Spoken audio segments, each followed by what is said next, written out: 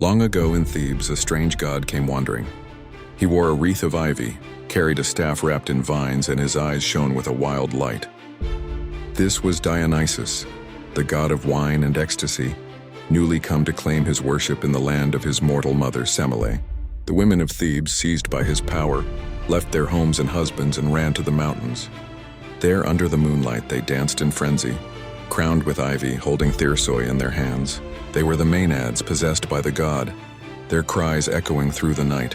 But the king of Thebes, Pentheus, grandson of Cadmus and cousin to Dionysus, was furious.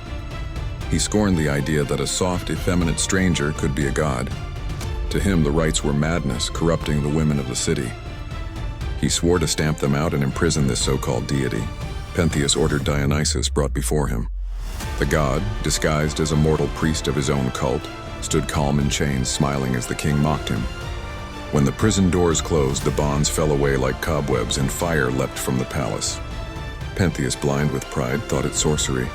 At last, Dionysus whispered to him, "Would you see what happens on the mountain? Would you spy upon the women yourself?" The king's curiosity was his doom. Dionysus clothed him in women's garments, a veil and flowing robes so that he might go unnoticed.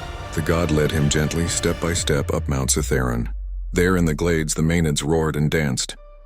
Pentheus crept among them, but the god's voice carried on the wind. "Behold, women, a spy among you." In their frenzy, the Maenads fell upon him like lions, and leading them was Agave, his own mother, who in her madness did not know her son. Believing she held a young stag in her arms, she tore him apart.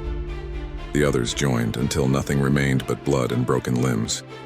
At dawn, Agave carried her prize back to Thebes, holding Pentheus's head aloft, smiling with triumph. Only when her father Cadmus spoke did the madness lift. Slowly she saw not a lion's head, but her son's face staring back at her. So Thebes learned the power of Dionysus, joy and terror, ecstasy and ruin.